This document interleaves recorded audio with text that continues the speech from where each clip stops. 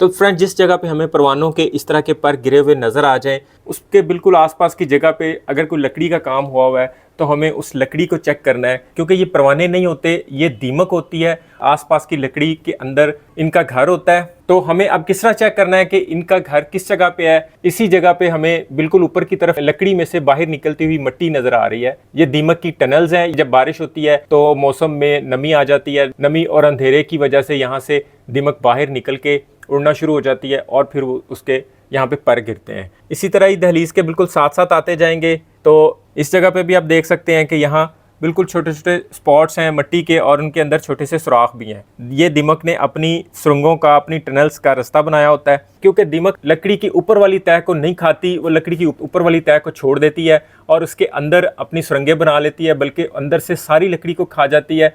किसी सूरत आपको दीमक का घर नहीं मिलता या पता नहीं चलता कि ये परवाने या पर कहाँ से आए हैं, तो हम इस तरह का कोई टूल ले लेंगे और उसे इस पे लकड़ी पे हिट करके देखेंगे तो आपको आवाज़ से अंदाज़ा होगा कि टनल कहाँ पे बनी हुई है और किस हद तक बनी हुई है। मतलब इस टाइप का कोई भी टूल दीमक को चेक करने के लिए मीटर के तौर पे काम करेगा। वैसे तो हम इसे लकड़ी को दबा के भी देख सकते हैं, लेकिन दबाने से ये नुकसान होगा कि जहाँ से ये लकड़ी ज़्यादा दब जाएगी, ये ऊपर की तरफ से एक तो लकड़ी डैमेज हो जाएगी, ख़राब हो जाएगी, हमें फ़ौरन से इसको मरम्मत करवाना पड़ेगा, बनवाना पड़ेगा। सेकेंडली जो इसमें एक इशू आएगा वो ये कि एकदम से यहाँ से दीमक बाहर उड़ेगी, गिरेगी और वो सारे घर में फैल जाएगी। तो हमें जिस जगह पे लकड़ी पे शक होगा हम उस जगह पे इसे हिट करके देखेंगे और आवाज़ से अंदाज़ा लगाएंगे कि ये अंदर से खाली है या ये सॉलिड लकड़ी है। अब जिस तरह यहाँ पे वह आवाज़ सुन सकते हैं आप, और अब ये इस वाली लकड़ी पे मैं हिट करूँगा, मतलब ये सॉलिड आवाज़ दे रही है और इस जगह से इस तरह की आवाज़ आ रही है जिस तरह अंदर से कोई चीज़ खाली होती है। इस जगह से कुछ ठीक है, लेकिन इस जगह से ये लकड़ी अंदर से बिल्कुल खाली है। दीमक ने इसके अंदर अपना घर बनाया हुआ है। इवन हम इसके ऊपर वाली साइड पे भी चेक कर लेते हैं, ये लकड़ी की बिल्कुल भी आवाज़ नहीं है, ये बिल्कुल खाली जगह की आवाज़ है। ये जगह बिल्कुल ठीक है, इस जगह पे ये अंदर की तरफ से दीमक भरी हुई है। इसी तरह ही हम दहलीज के नीचे वाली साइड पे भी देख लेंगे कि कहाँ तक दीमक पहुँच चुकी है। फिर उतने एरिया को हम बिना इसको तोड़े फोड़े क्लियर करने की कोशिश करेंगे। ये नीचे से लेके और ये ऊपर तक, यहाँ तक इसके अंदर दीमक है और यहाँ से लेके ये पूरी इतने एरिया तक इसके अंदर दीमक है। इसके आगे सॉलिड एरिया शुरू हो जाता है। हमने बाहर से ही अंदाज़ा लगा लिया है, पता कर लिया है कि दीमक कहाँ तक पहुँच चुकी है। तो अब हम क्या करेंगे कि हम इसे दहलीज को ख़राब भी ना करें जो हमें दिखने में बुरी लगे, क्योंकि हम जब इसको छेड़ेंगे ये सारा पापड़ बना हुआ है, ये सारा के सारा उतर जाएगा और इसके अंदर से जितना दीमक का कीड़ा है वो सारा पूरे घर में भी फैल सकता है एकदम से। तो इसके लिए हम लमडा का साशे ले लेंगे। घरेलू यूज़ के लिए इतना अच्छा है कि ना तो इसमें स्मेल आती है और एक दफ़ा दीमक वाली जगह पे करने के बाद दीमक सारी ज़िंदगी के लिए वहाँ दोबारा नहीं आएगी। और ये दीमक के साथ साथ घर में मच्छर, मक्खी, इवन छिपकली और चूहों का भी खात्मा कर देता है। इसे ऑनलाइन मंगवाने के लिए आपको डिस्क्रिप्शन में इसका लिंक भी मिल जाएगा, आप इसे ऑनलाइन भी मंगवा सकते हैं। नॉर्मली इसे 4 लीटर पानी के अंदर ऐड किया जाता है, लेकिन हमारे केस में दीमक का हमला बहुत शदीद है, वो सारी दहलीज को खा चुकी हुई है, तो उसके लिए हम इसमें सिर्फ 2 लीटर पानी यूज़ करेंगे। तो फ्रेंड्स, नॉर्मली हम दीमक के खात्मे के लिए इस तरह की स्प्रे बोतल का यूज़ करते हैं, लेकिन वो ऐसी जगह पे यूज़ करते हैं जहां हमें दीमक लगी हुई नज़र आ जाए। ऊपर की तरफ स्प्रे करेंगे तो वो अंदर की तरफ असर नहीं करेगा, तो उसके लिए इस तरह का कोई इंजेक्शन ले लेंगे। छोटे साइज़ का इंजेक्शन भी आप यूज़ कर सकते हैं, लेकिन बड़े साइज़ का इंजेक्शन मिल जाएगा तो वो ज़्यादा ईजी रह जाएगा, वो ज़्यादा दफ़ा उसको भरना नहीं पड़ेगा और वो ज़्यादा काम करेगा। तो इस लमडा वाले स्प्रे को हम इस इंजेक्शन में भर लेंगे। कोई ड्रिल मशीन ले लेंगे, ऊपर की तरफ से सुराख कर देंगे।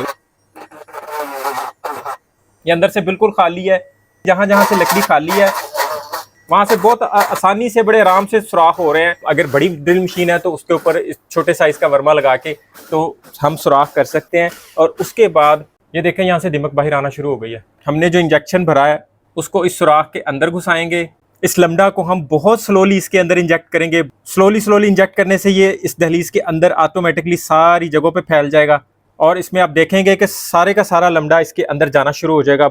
ज़्यादा प्रेशर करने से एक नुकसान होगा कि टनल भर जाएगी, तो वो एकदम से प्रेशर आपके ऊपर भी आ सकता है। स्लो करने से ये होगा कि जिस जगह पे भी उसे जगह मिलेगी वो खुद ब खुद एडजस्ट होता जाएगा। और अगर ये सिरिंज दबाई ना जाए तो फिर आपने वहाँ पे हरगिज़ नहीं करना, क्योंकि हो सकता है कि टनल को रास्ता नहीं मिले तो इसकी छींटें बाहर की तरफ आके आपके ऊपर भी पड़ सकती हैं। हम ऊपर की तरफ इसे इंजेक्ट कर रहे हैं, उसके बाद हम इस जगह से भी करेंगे, उसके बाद हम इस जगह से भी करेंगे। दहलीज के इस ऊपर वाली जगह पे भी दीमक ने हमला किया हुआ है, इसके अंदर भी दीमक भरी हुई है। तो इसके लिए हमारे पास एक तरीका है, इसके इन साइडों पे सुराख करेंगे और यहाँ से इंजेक्ट करेंगे तो ये इसके अंदर सारा भर जाएगा। फ्रेंड्स, इसका बेहतरीन कुलिया लमडा ही है और इसकी कोई भी स्मेल वगैरह नहीं आएगी और हमें पता भी नहीं चलेगा कि हमने कोई स्प्रे किया और दीमक खत्म हो जाएगी। एक एहतियात आपने जरूर करनी है कि जब आप इसके ऊपर वाली साइड पे इसका स्प्रे कर रहे हो तो इसके नीचे से गुजरते वक्त एहतियात करनी है। एक तो ऊपर नहीं देखना है, एक देख के गुजरना है कि जब तक इसके ड्रॉप खत्म ना हो जाए, या नीचे से कपड़े से ड्रॉप साफ करके फिर यहाँ से गुजरना है।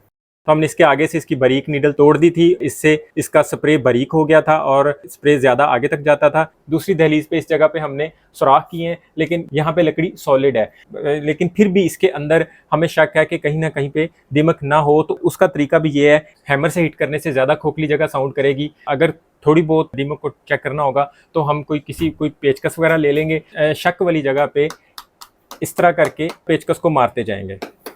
जहाँ पे ज़रा सी भी खोखली लकड़ी होगी ये पेचकस उसके अंदर घुस जाएगा और हमें आइडिया हो जाएगा कि यहाँ दीमक की टनल बनी हुई है।